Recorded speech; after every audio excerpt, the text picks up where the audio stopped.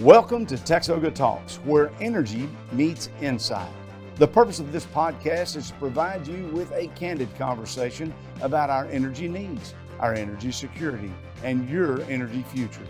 Texas oil and natural gas have made our nation the world's energy leader, constantly innovating and investing to fuel the economy, protect the environment, and power the world. This industry is fast-paced, high-tech, and essential to improving modern life. And we're here to talk about it. You're listening to TXOGA Talks, where energy meets insight.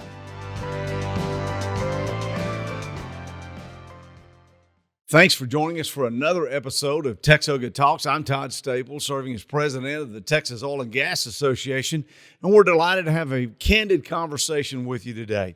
You know, there's so much misinformation in a 24/7 news cycle that it's sometimes difficult to get the real facts about what's going on. I want to share with you that TXOGA Talks is designed to bring together what I believe to be the backbone of the Texas economy, oil and natural gas, and with the intersection of politics, because here's the thing. Policy can promote prosperity or it can hinder it. So we want to take a look at policy issues. We want to take a look at economic issues, and there's really nobody better to have a conversation with about economics than Dr. Dean Foreman, Chief Economist of the Texas Oil and Gas Association. Dean, it's so good to have you with us again today. Thanks so much, Todd. I really appreciate it. Dean is a sought-after voice on energy and economics. He's currently serving as president of the United States Association of Energy Economists. He couldn't get into Texas A&M, so he had to go to University of South Carolina. Where'd you do your undergraduate in at South Carolina? Interdisciplinary math and economics. Math and economics. And then you got your Ph.D. at the University of Florida, I believe. Absolutely. All right. And what was the Ph.D. in? Economics. Economics all the way. Well, you certainly do a good job. Dean, I'm what you call a shade tree economist. I can kind of get by on economics when everything's good and easy and in the shade on it. But when it gets too deep, that's really why I really love to bring you in, because you have a great understanding of these issues. And today we want to talk about global oil market dynamics. I mean, here's the things, ladies and gentlemen. Oil and natural gas is produced all over the world. Oil is what happens in other parts of the world directly impacts oil prices in the United States, I think it's fair to say. What's happening globally in gas is more and more having an impact. Obviously, there are more constraints on moving gas, but now that we're exporting LNG, what former Governor of Texas, Rick Perry, refers to as freedom gas all over the world, that's changing that dynamic a little bit. To some degree, I think we might be true in saying. But Dean, I thought today, having a conversation, and starting out with you, or for TXOGA, for those of you that are listening, Dr. Foreman puts out a quarterly energy economics review, and you just finished up Q1 2025. And so tell us a little bit about that, and what are some of the highlights that you've observed? Well, the gas will be maybe a separate conversation, but focusing squarely on oil markets, it's a really interesting dichotomy right now, because you've got record high demand across the world, and you've got a supply system that's keeping up with it, and not just keeping up with it, but to the point where the U.S. is the single largest growth source, and other non-OPEC countries, Guyana, Brazil, Norway, Canada, are expected to add another 1 million barrels per day on top of that, so roughly twice what the U.S. is expected to add this year. So there have been concerns about oversupply, despite the fact that we've got record demand potentially for 3 consecutive years. So last year, 102.8 million barrels per day for the Energy Information Administration, growing as high as 105.2 by 2026. So if the economy remains on track, this is quite a system, and there's a lot of headroom for OPEC maybe to take some market share back. These are the emerging risks, though. So OPEC has announced that they'll put 2.2 million barrels per day back on market over the next year and a half. So 2.2 million barrels over a year and a half, that exceeds what the projected demand growth is, or is right in line with it, I guess. It's pretty much in line. So Okay. 2.4 versus their 2.2. So that could absorb all of it at the same time as the U.S. wants to grow and all these other nations wants to grow. So that's, with a strong supply situation, bearish downward pressure for prices. But then we have other risks in the geopolitical realm and in the financial realm, and they work in opposite directions. So the one I'd highlight the most is where the US dollar is and where trade and tariffs are. These things are really interesting, and there's a strong interplay with where oil markets are likely to go. Well, you say that we're projected to have growth. That's a little bit different message that I think what everyday consumers hear. They hear about peak oil and energy transition and all these things, giving the indication that there's not going to be that demand for oil. But what you're seeing in the next few years is a growth in demand for oil globally. Absolutely. The global economy still tends to be relatively energy and oil intensive. The precise rule of thumb is more 2 to 1. So if the economy is now expected to grow around 2%, a little over on a global basis, and that's considered recessionary or pretty slow, you still need 1 million barrels per day of growth. So divide by 2. You know, and the thing that I think people don't recognize is that when producers here in the Permian Basin or the Eagle Ford or Haynesville or, old legacy plays in the Panhandle or in East Texas, for every new well, there is pretty good production immediately, but then that tapers off. And so to maintain the level of production, you constantly have to be drilling new wells in order to even just to maintain, not considering what growth might be. So there's a future and level of activity that we're going to see. Even if we just have to maintain the status quo, you still have to be drilling new wells. Is that fair to say? That's absolutely fair to say. And those wells keep improving. A well today isn't exactly a well from 5 or 10 years ago. That's a really good point. You actually dug into some numbers for me that I used at the Capitol here recently in front of some legislative committees.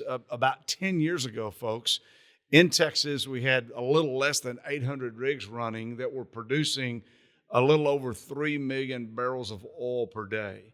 10 years later, in November 2024, we had less than 300 rigs running, and we're producing 5.7 million barrels per day. So to your point, having fewer drilling rigs, producing more oil is all about growth in technology, advancements, and how the industry continues to learn to do more. We're producing more, but we're getting better at what we're doing. Getting a lot better, and there's a technological underpinning to it. So it is true technology and learning in most of the basins. And that is something we've just hit the tip of the iceberg. It's going to continue. And it's not monolithic either. Each basin has its own geology, it has its own characteristics. And so what might work in the Permian may not work in another basin in another part of the world.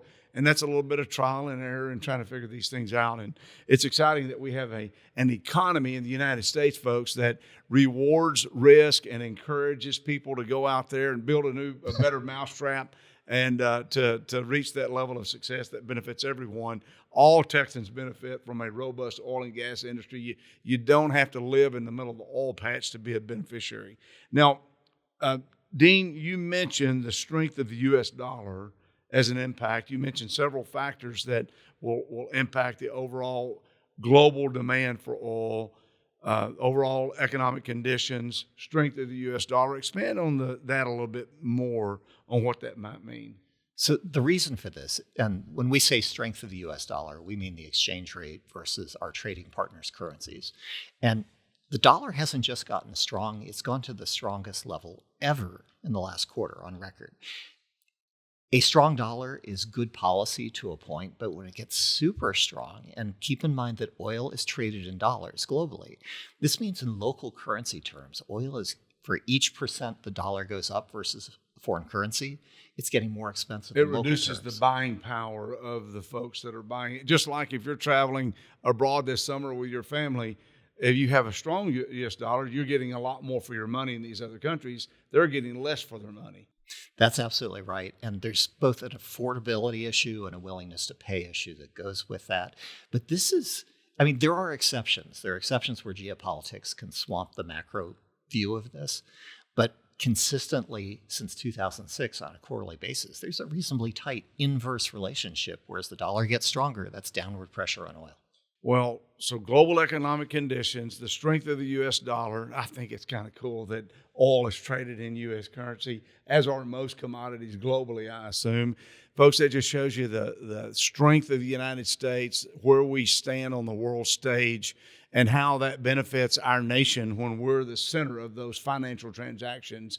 I think that means a lot. But you also mentioned geopolitical circumstances. I know every American is thinking about Ukraine, Russia's invasion there. President Trump is working for ceasefire. I think they recently had an agreement to do a ceasefire on energy infrastructure at least, and they seem to be favoring toward that. Tell us a little bit more about geopolitical influences and how that affects what folks here at home pay at the price at the pump for fuel.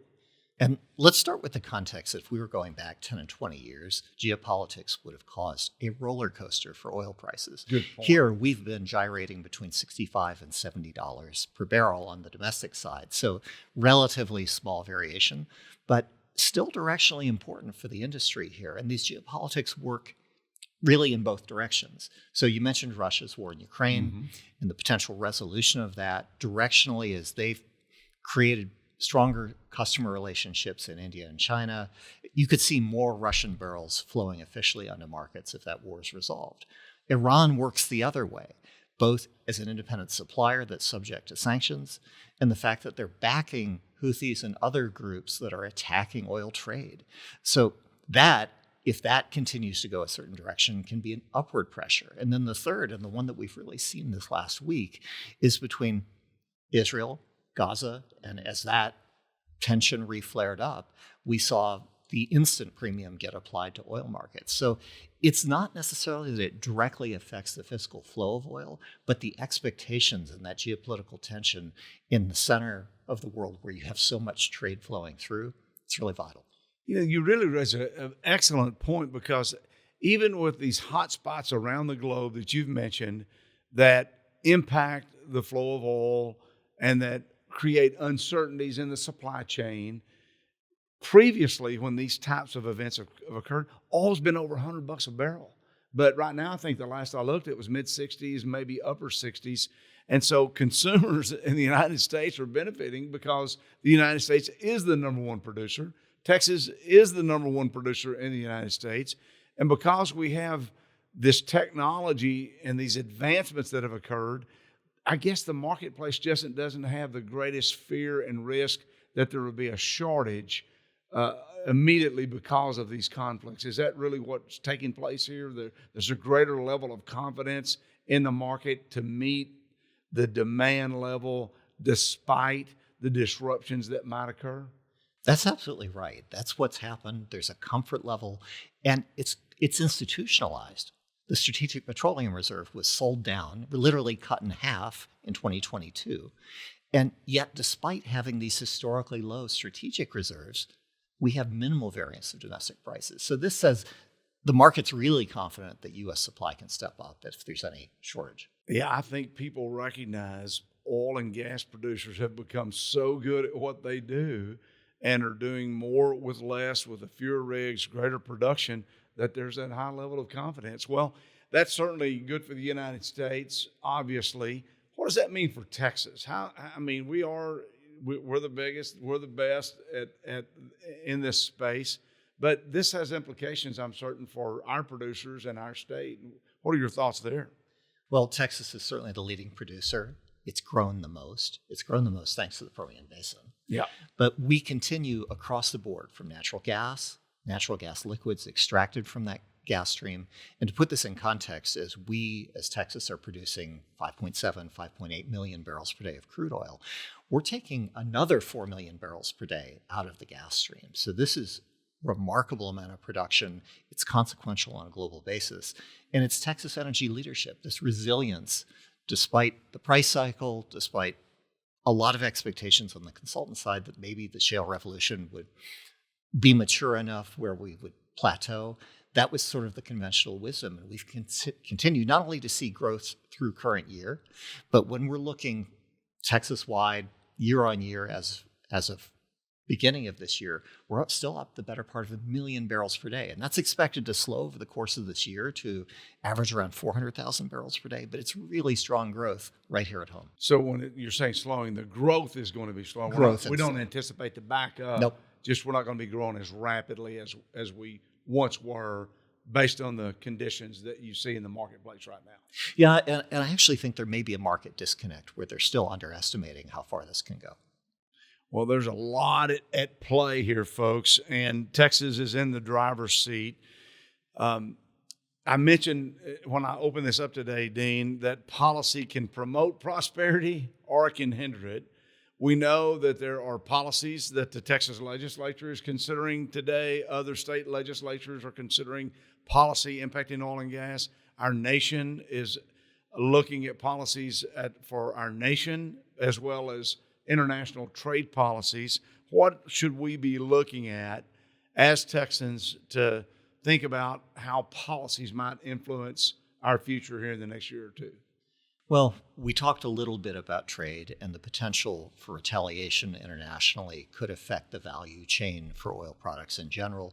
But these are smart people in Washington, D.C. We need to see what they actually implement, give it time for the system to work through.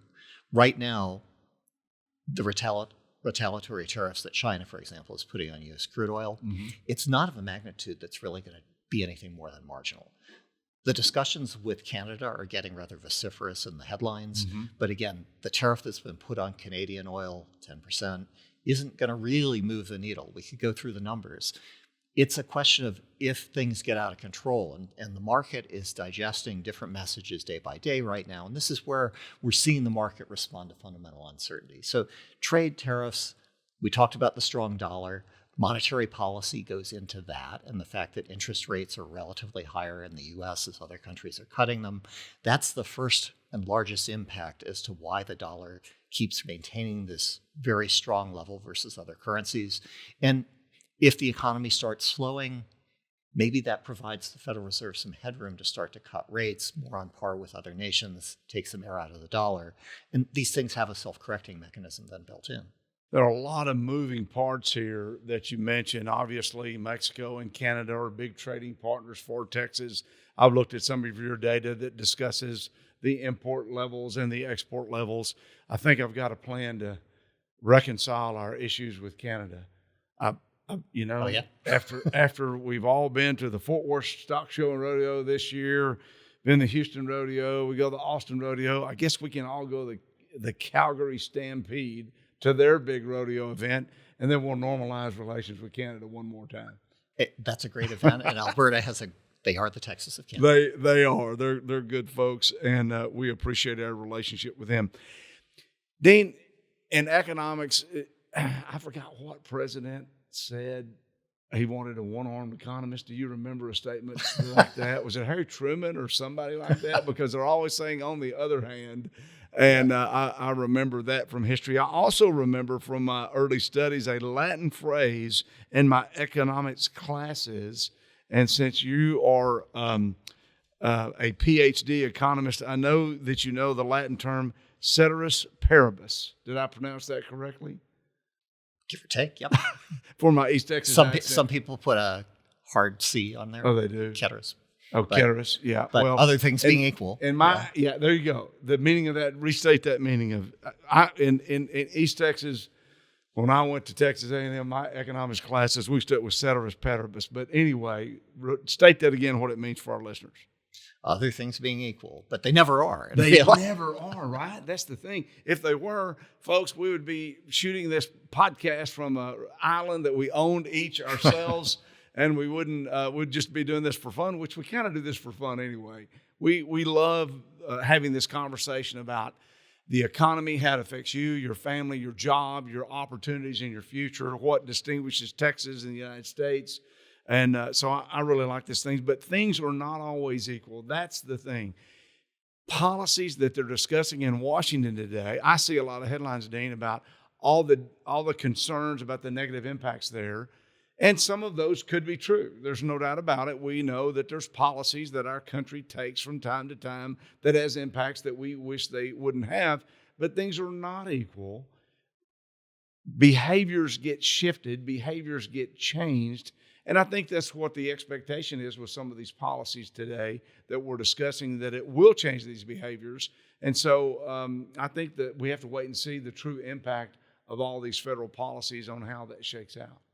That's absolutely right. And the other things being equal element from a federal perspective is also reciprocity.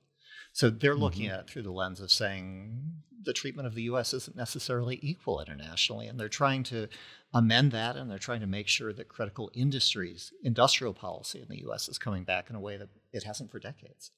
Yeah, I remember distinctly when I was raised, we had a glass manufacturing plant in my hometown of Palestine that my dad worked at for 36 years. We had a garment manufacturing. We had a significant amount of manufacturing that seemed to disappear in this country, and it's been difficult, right? Those are jobs that have been disappeared. Obviously, our economy has prospered, though, because we focus on the things that we do the best and we have the greatest return on, and then we have the best economic system that we can have. So all of this has to balance out, folks. We have tariffs, we've got currency shifts, we've got currency valuations changes is what I mean. We have supply chains to look at globally and what that might mean. All of this has an impact, whether it's oil or gas or agriculture and commodities. You probably see similar impacts to different agricultural commodities and the impacts that it has. Is that accurate, Dean? Absolutely. In fact, amplified in some cases. Amplified because of the concentration of production in certain countries, and concentration of where the exports go. So oil and gas, they're going all over the world to a lot of different consumers. But if you look at how much China takes of soybeans, for example, or sorghum, you've got some buying power in China's hands there, and that ends up creating a bilateral negotiation problem in economic terms. Ceteris paribus, they don't all stay equal. That's for sure. That's thinking about where all our products go. When I testified before the legislature last week, I told them that Texas LNG goes to 39 different countries. That's great having that many different buyers in the world global market using what we don't. We're kind of like Bluebell ice cream. We use all we can and sell the rest when it comes to natural gas and crude oil. So that's the beauty of these products. We're creating these jobs at home. We're adding to local communities. We're adding to the Texas state budget, where this industry paid over $27 billion last year. That's a staggering amount of money, a historic amount of money, equivalent to about $75 million a day, that's funding our roads, funding our schools, funding our first responders. And so we can have that kind of impact, sell our products abroad, and then enjoy the benefits at home. There's more to come on this, folks. We want to take a quick break to hear from our sponsor this week. And when we come back, we'll talk to Dr. Dean Foreman some more about the performance of various basins right here in the Lone Star State. Please stay tuned. Thanks to a partnership between TXOGA and Blue Cross Blue Shield of Texas, now more than ever, it's easy for small businesses to provide affordable group health coverage for their employees through the TXOGA Healthcare Plan. With a TXOGA plan, members can choose the right healthcare plan and benefits for them, priced within their budget, with the physicians and providers they trust. TXOGA's healthcare plan is available to small businesses with between 2 and 50 total employees who are headquartered in Texas, members of TXOGA, and aligned to the Texas oil and natural gas industry.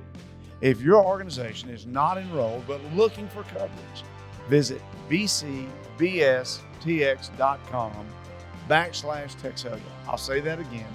Visit bcbstx.com/TXOGA to learn more. Visit today.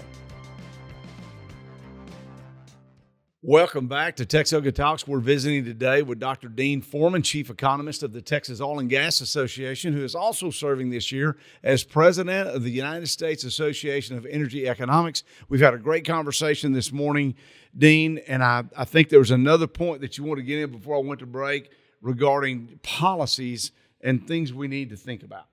So we've been talking a lot about tariffs, and certainly it's a headline issue. Day by day, everybody's watching it. But there hasn't been a lot of talk about the shock absorbers that are built in the system. So let's talk what do you mean by shock absorbers there? things, degrees of freedom or adjustment factors that can help absorb this so that consumers aren't hanging on the edge of their seat thinking this is going to become unaffordable. Okay. And we talked about the 10% tax tariff being put on Canadian crude oil, for example. Well, a couple of things can happen. Some of that 10% can get absorbed by Canadian producers or foreign producers. Some of it could show up in depreciation of a couple of percent in the Canadian dollar itself, and I think actually is, given everything that's been happening. And on a global basis, this is the same thing. So a combination of what happens with the split of profits across the value chain and what happens with the value of the foreign currency. Federally, they're looking at it saying, well, if the US dollar just remains strong and foreign currencies depreciate, that naturally kind of helps 1 + 1 = 2 here. So at the end of the day, I'm not saying it's completely overblown, but the system will work. It will recalibrate. And when the administration comes out and says there's a transition period, I think it's maybe a little bit more certain toward underpinning growth without being alarmist about it. And I think the numbers are still, by the indicators that we see, on par for solid growth here. Well, that sounds like Latin to me, ceteris paribus. Things don't remain equal. A lot of moving parts to mitigate impacts, so you don't always experience what you might on initial blush look at it. That's a great perspective. I think that adds to the conversation significantly. I want to shift a little bit today. Texas has 3 dominant basins that are talked about frequently. We've mentioned the Permian Basin, the most important basin in the world right now, and what's occurring there. We also have the Eagle Ford, located primarily in South Texas, that has some bands that run up in some other parts. But then we also have the Haynesville. So let's start out talking about these basins, and why don't we start out with the Permian, since that is the folks. The Permian actually includes big part of West Texas, but a few counties in New Mexico as well. And the Permian Basin, with those few counties in New Mexico, is really responsible for almost half, or about half, of the nation's oil production today. Very important. Dean, tell us your thoughts about the Permian here. It just continues to be a powerhouse, and it's the center of merger and acquisition activity. It's the center, if you've got a new technology that you want to pilot and get the most out of, it's attracting it there. And it has a layered geology with a lot of potential for future growth, not just current growth of existing geology. So when you're saying layered geology, so producers can, on one well, do one borehole for a well and then access each of those layers, increasing the productivity of that well. Absolutely right. And different depths for these layers, and then many potential horizontal wells coming off of that. And the potential for doing that in a multilateral configuration has been one of the sources of productivity gains. We've also seen AI, digitalization, a lot of real-time learning of how to target and get the most out of those resources, so the efficiency continues to go up. And people that are naysayers to some extent for the industry have just said, well, it's just longer laterals. It's not. It really is fundamental learning of how to use data and technology in addition to longer laterals. But the Permian's been the greatest source of growth. It's up, as of January, per EIA estimates, production's up 7.4% year on year. So starting from the largest producing basin in the nation and one of the best in the world, 7% growth is substantial. 7% of a really big number is what we're talking about here, and that's why that's so impactful. And we will continue to have growth even with the global other supply sources potentially coming online. We still anticipate a little bit of growth in the Permian in the next couple of years. Absolutely. And as of, again, looking at January data per EIA, it's up over 800,000 barrels per day year on year. So it has to actually weaken in growth to average what is projected to be 400,000 barrels per day of growth on average over 2025. And if you think about it, just both the monumental amount of it and the fact that you can do this with that efficiency, capital discipline still translates into high growth. And capital discipline has really been the name of the game for the industry in the last couple of years. Yeah, that's right. There's been so much investment in that area. And I've got to get a shout out to our members, because we've got some great allies. The Permian Strategic Partnership, the Permian Road Safety Coalition are organizations in the Permian designed to help increase safety and to grow the infrastructure, the educational needs, the healthcare needs, all the types of things. Got to give a shout out to TxDOT here, Dean, the Texas Department of Transportation, who's made a significant investment in road infrastructure to keep up with the volume of people and the goods so that all Texans can benefit from the tremendous things going on in the Permian. That's really exciting. Another very important part of Texas is the Eagle Ford. The Eagle Ford has some really good quail hunting, I'll tell you that. Not that I want to get distracted here today. They've got some great hunting opportunities in South Texas, but it all is made better because of the oil and gas activity. And so tell us a little bit about what you've seen in the Eagle Ford and what's going on there. So it's unheralded. It's quiet, but it's actually grown 7.6%, slightly more. I mean, it's smaller than the Permian, obviously, but it's grown strongly. And there's a difference in the source, though. It's not just technology. It's that the previously drilled but uncompleted wells, the inventory of wells that they've got a rig under contract, they keep churning out and drilling, and then they decide whether or not they want to complete the wells and bring them to market. The leveraging of this inventory of previously drilled wells has been substantial in the Eagle Ford over the last year. It only accounted for like 3% of the Permian's production over the last year, but it's 10 to 20% in Eagle Ford. So it really has been a tailwind of having the assets in the ground ready to go, right, and then having the infrastructure come in time to deliver it to market. And all of that activity has grown. Much of it goes to the Port of Corpus Christi. We've got tremendous refining capacity along the Texas Gulf Coast and in South Texas as well. And so we're able to refine those products, use those products here, make them available for Texas, United States, and then our global trading partners all across the world. That's certainly exciting news, and it's been a good benefit to all those folks. You know, you talked about drilled but uncompleted wells. For those that are maybe following us, and oil and natural gas is not something that you follow all the time. In today's technology, you drill a well, and then a different crew comes back in and completes that well to get the real flow back for production. And so the economic circumstances or infrastructure may not be connected. And so you can drill a well, and you can wait to complete it. And that's why you had some of that growth that you've seen that's attributed to the positive signs coming out of the Eagle Ford. A very important basin that is part of my home area of East Texas is the Haynesville. Haynesville is in East Texas, and a good portion of it's in Louisiana as well. But let's talk about the Haynesville. What have you seen there? So the Haynesville is fascinating. And keep in mind, from a listener's perspective, the Haynesville is almost entirely dry natural gas, not oil, not liquids, not gas that contains a lot of liquids. So as the natural gas market goes, and over the last half of last year, we had these historically low natural gas prices domestically, with a return to normal winter seasonality in the Northern Hemisphere across the world, the demand for gas has seasonally been up. The inventories or storage of gas has come down.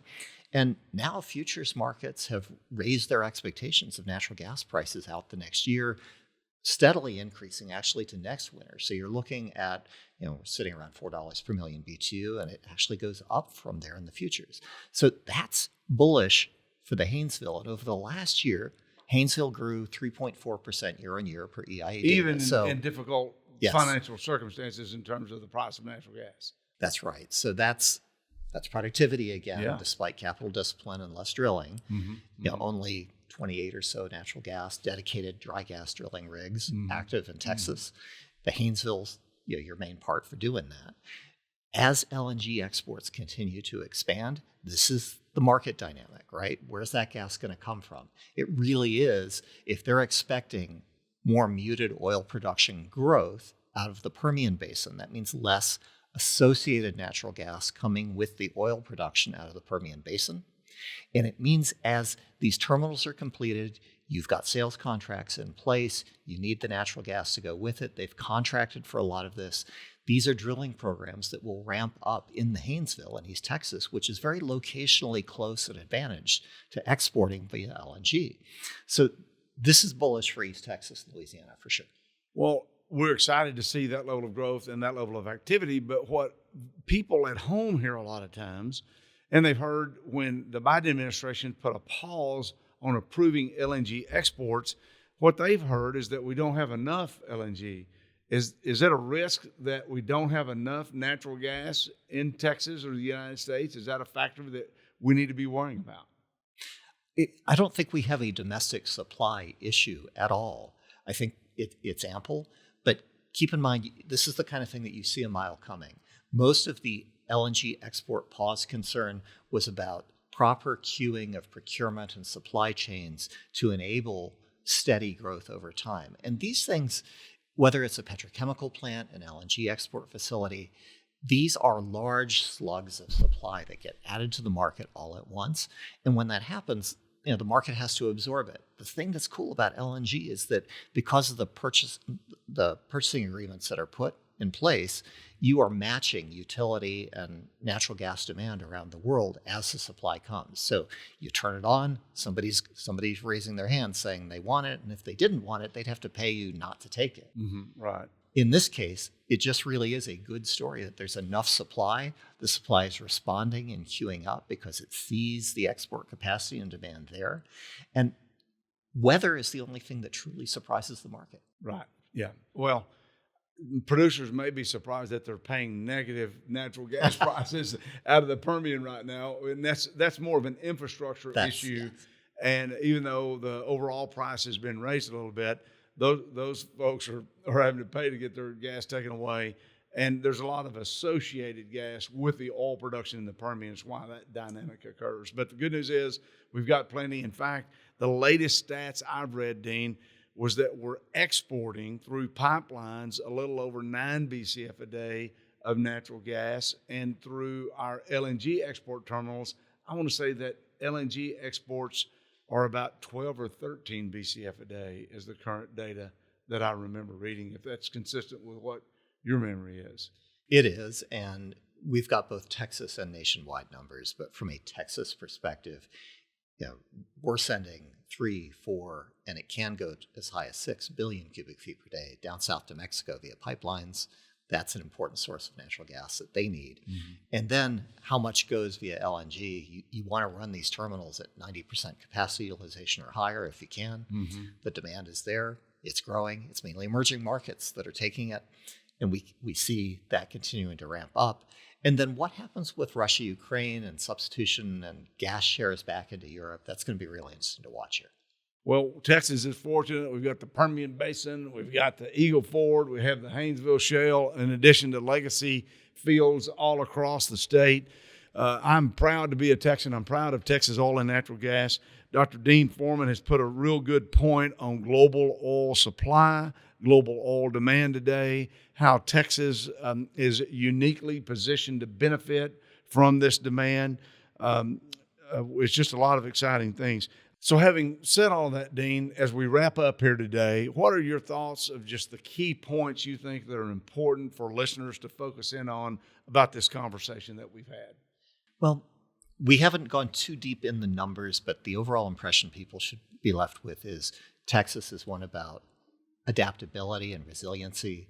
We continue to see production growth despite any cycles that we see.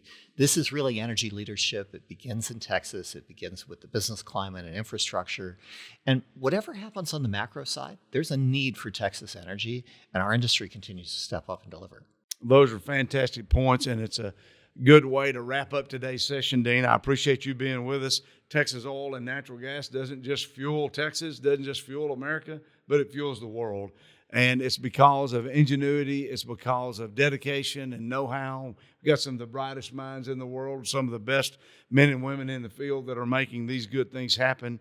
And we want to make certain that Texas remains the engine of U.S. energy leadership. Dean, as always, thanks for your insights. It's been a great discussion today. Thanks so much, Todd. I really appreciate it. And listeners, if you have topics that you want to hear from us about at TXOGA Talks, if you want Dr. Dean Foreman to really sharpen his pencil and ask him some stump-busting questions here about energy, about oil and natural gas, please reach out to us at TXOGA.org and let us know your thoughts. We appreciate you being here with us today for another episode of TXOGA Talks, where energy meets insight. The views expressed on this podcast are not intended and should not be construed to be the views of any particular TXOGA member or company. The purpose of this podcast is to engage in candid conversations about energy needs, energy security, and the future of energy.